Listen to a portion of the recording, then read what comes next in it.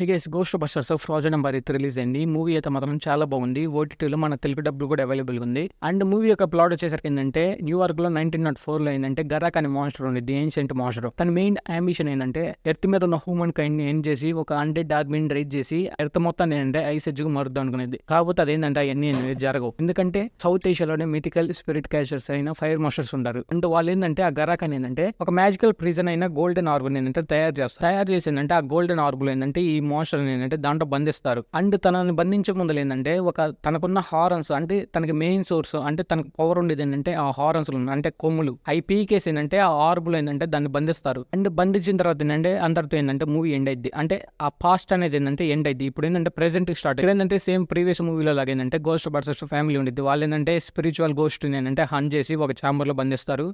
Previous ghost busters movie చూసిన వాళ్ళకి ఏంటంటే అర్థమైపోద్ది. అండ్ ఆ తర్వాత ఏంటంటే ఒక ల్యాబ్ అనేది ఉంది. అక్కడ ఏంటంటే స్పిరిచువల్ ఐటమ్స్ ఏంటంటే ఆ ఛాంబర్ టైప్లో పెట్టిందంటే దాన్ని ఆ ఐటమ్ నుంచి ఏంటంటే గోస్ట్ ఏంటంటే ఎక్స్ట్రాక్ట్ చేస్తారు.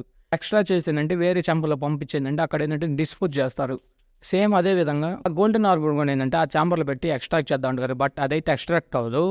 ఎందుకంటే అది ఏన్షియంట్ మాన్స్టర్ ప్లస్ అదేంటంటే చాలా పవర్ఫుల్.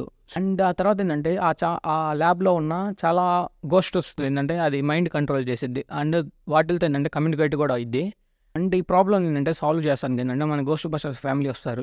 అండ్ ఆ తర్వాత ఏంటంటే కొన్ని నెసెసరీ రీజన్స్ వల్ల ఏంటంటే ఆ గర్రాక ఏంటంటే ఆర్బ్ నుంచి ఏంటంటే బయటకు వచ్చింది. బయటకు వచ్చిన తర్వాత ఆ ఆర్బ్లోకి మళ్ళీ ఈ గోస్ట్ బస్టర్స్ ఫ్యామిలీ ఆ ఆర్బ్లోకి ఆ గరాక మాన్స్టర్ని ఎలా పంపించారనేది మూవీ యొక్క ప్లాట్. మూవీ అయితే మాత్రం చాలా బాగుండిద్ది.